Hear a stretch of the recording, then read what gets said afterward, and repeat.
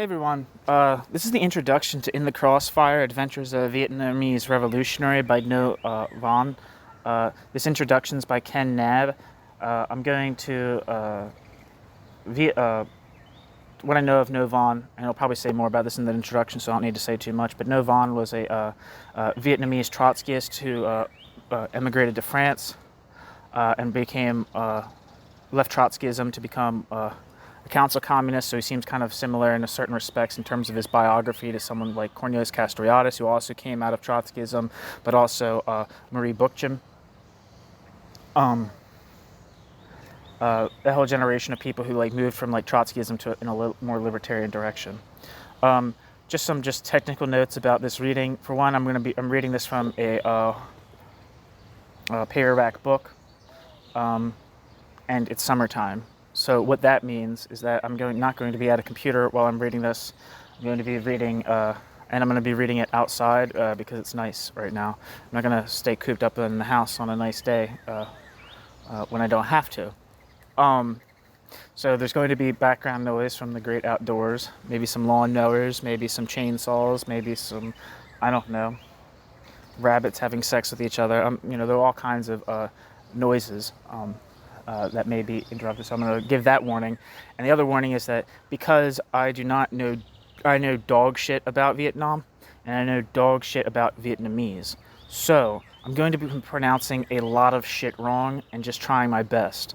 So if you hear something that I mispronounce, don't think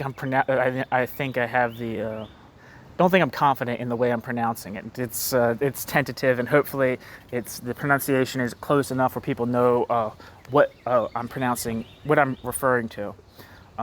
So if you have any special knowledge about Vietnamese, feel free to leave comments. Yeah, so that's the only things I need to say. So thanks for listening. Yeah, I'm going to read the back of the book.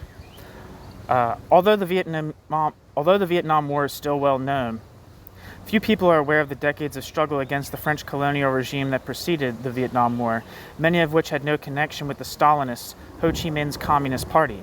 The Stalinists were ultimately victorious, but only because they systematically destroyed all other oppositional currents. This book is the story of those other movements and revolts caught in the crossfire between the French and the Stalinists, told by one of the few survivors. Ngô Van's In the Crossfire is one of those rare books like Voltaire's The Unknown Revolution or Orwell's Homage to Catalonia that almost single-handedly unveil moments of hidden history, sublime moments when people break through the bounds of the, quote, possible, end quote, and strive to create a life worthy of their deepest dreams and aspirations. I guess I should read some of the other stuff from the, I'm going to read the table of contents, I think, too.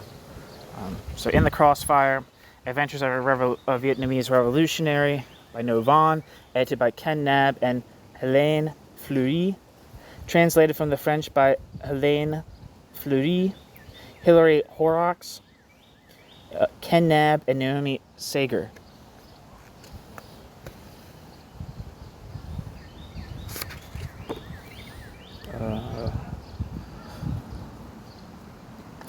This was released by AK Press. The front cover is a picture of the Saigon insurrection of 1945 by Ngô Văn.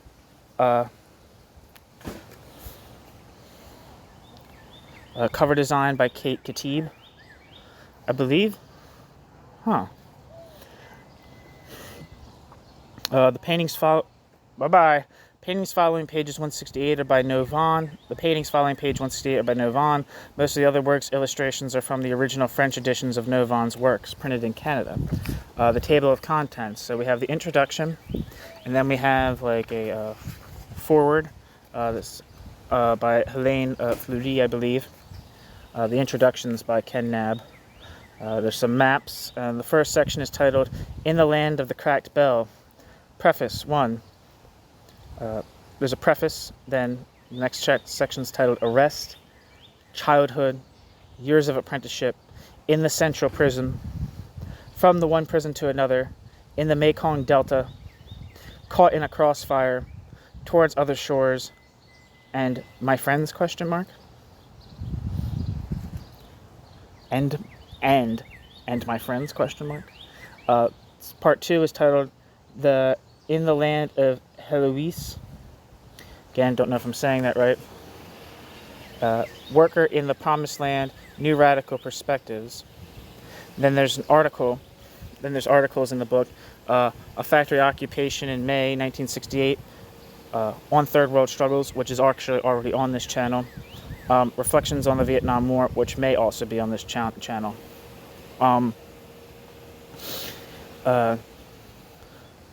There's a final piece called, there's a translator's notes, and there's one called Note on Stalinism and Trotskyism.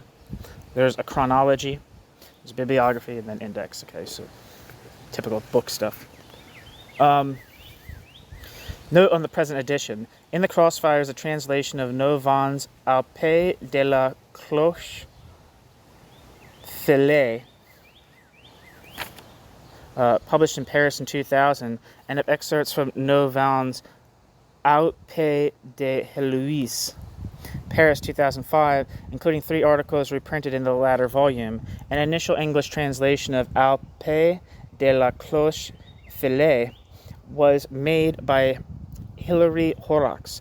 The translation that appears in the present book is a revised edition made by Hélène Fleury, Ken Knabb, and Naomi Sager. Ken translated the selections from Au Pays de Heloise, and the 3 articles, revising earlier versions of the articles by Brian Pierce and Jackie Royce. Ken and Helene prepared the introductions and end matter. Ken then reviewed the whole project and prepared the book for publication with technical assistance from Charles Weigel. I'm not sure how to pronounce that name. So, it says Hélène Fleury is based in Paris, collaborated with Ngô Văn on his later writings.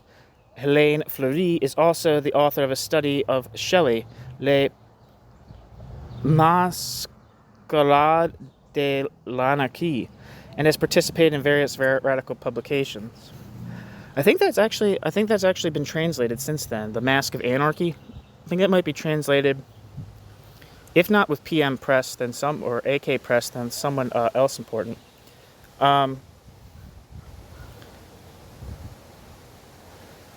Hilary Horrocks is based in Edinburgh, is a writer and editor. In the 1980s, Hilary Horrocks also ran a radical bookshop in Glasgow. She met Ngô Văn in the 1990s and has written several articles about Ngô Van's life and work. Ken Knabb is based in Berkeley and has translated numerous works by Guy Debord and the Situationist International. His writings and translations are online in his Bureau of Public Secrets website, bopsecrets.org.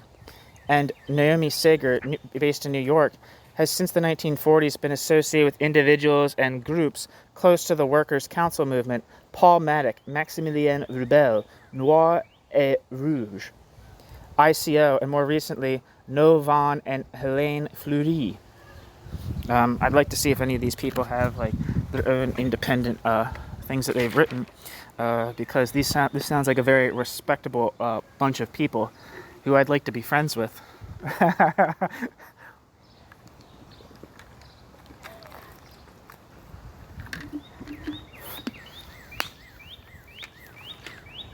Anyway, introduction.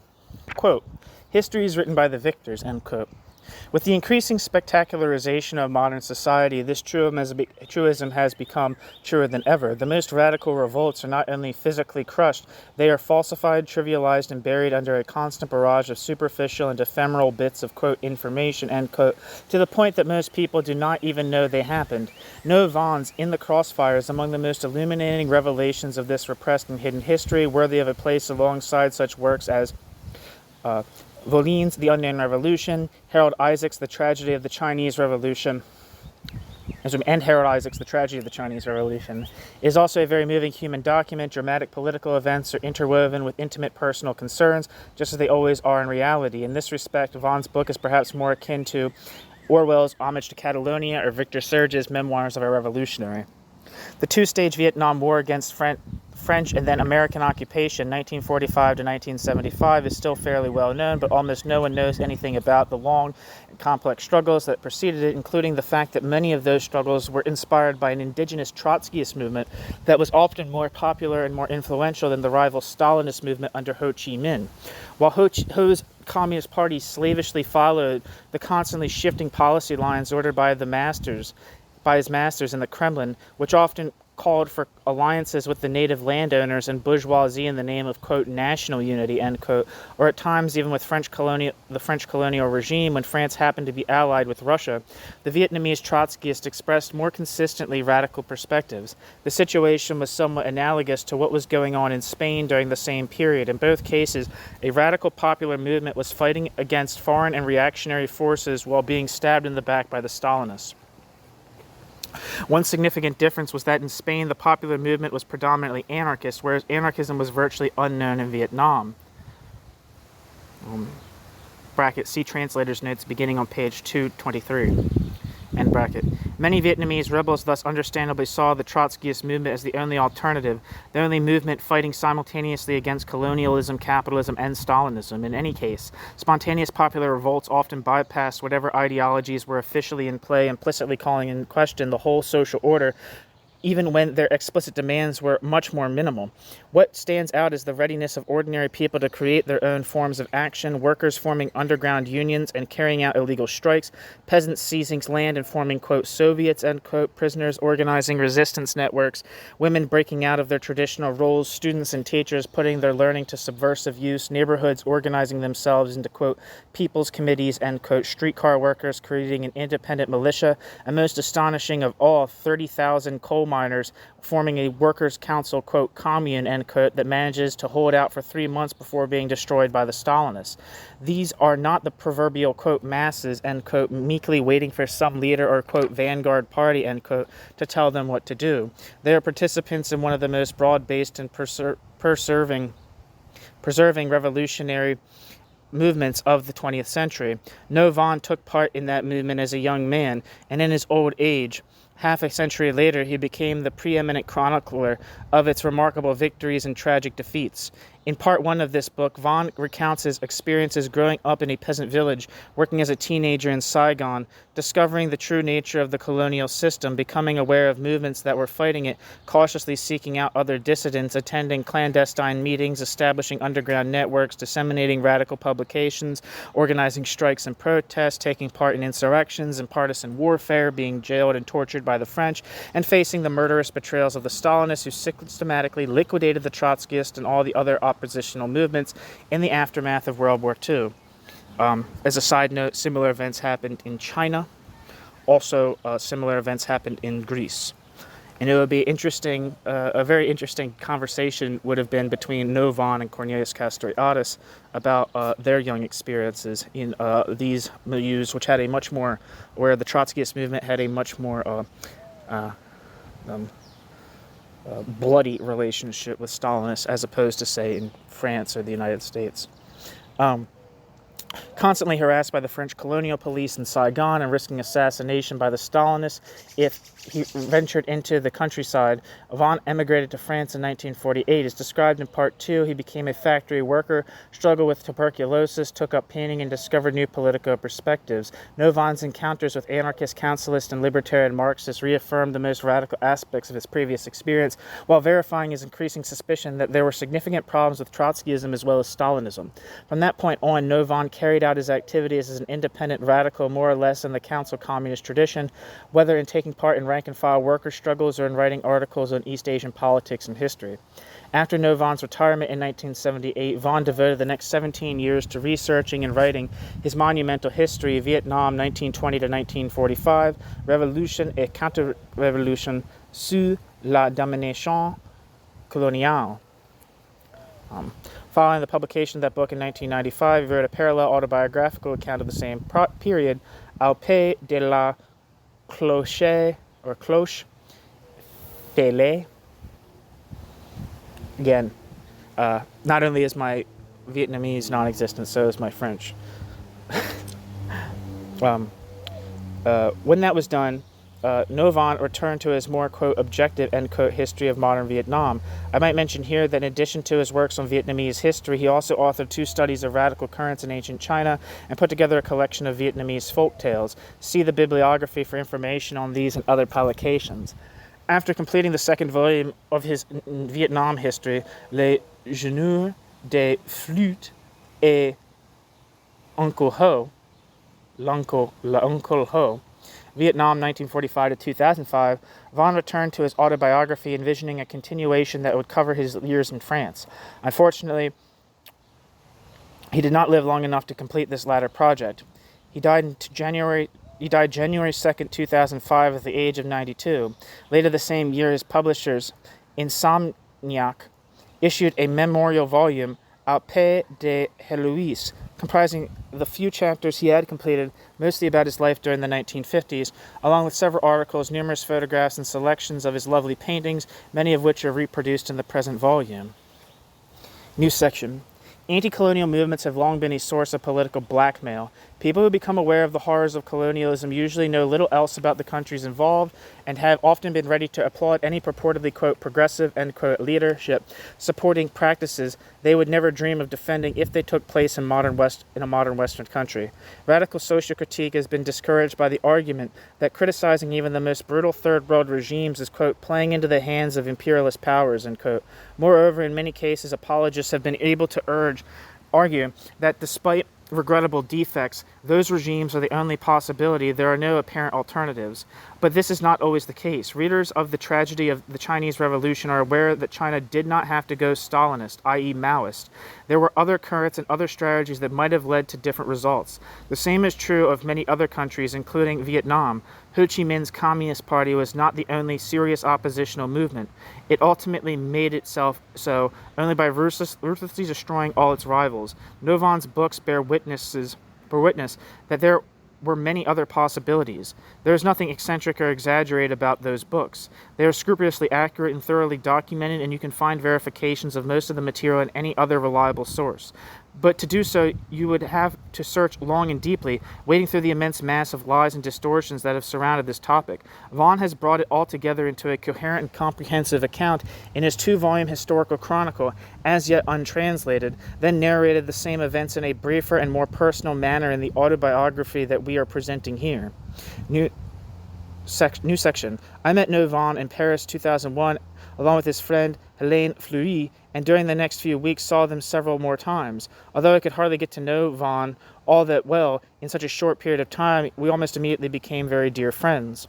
Those who had the pleasure of knowing Văn will agree that despite the horrors Văn had endured and his lack of illusions about the violent nature of the present social order, Văn was the sweetest and most gentle person one can imagine. Van's rebelliousness arose not only out of a justified rage at poverty and meanness and depression, but out of his profound love of life. Văn was an all-round and wide-ranging person, a bon vivant, at home in the lively give and take of Parisian bars and cafes, but also capable of quietly appreciating nature and solitude, a factory worker who was at the same time an artist and a connoisseur of classic literature, a radical agitator who was also a radical historian, a resolutely anti-religious person who was nevertheless graced with an almost Buddhist stoicism and equanimity, and who ultimately became a scholar of East Asian religious movements, a modest, unassuming man of the people, who yet possessed a great nobility of character. It was a pleasure to know Ngô Văn, and it's been a pleasure to work with Helene and the other translators in presenting his work to English-speaking readers. Knabb. Okay, so that's the introduction. Thanks for listening. The next thing that I'll probably read, even though it doesn't matter, I don't know how I'll organize these in the books, but the next thing I'll read is probably the foreword by Hélène Fleury, about Ngô Văn.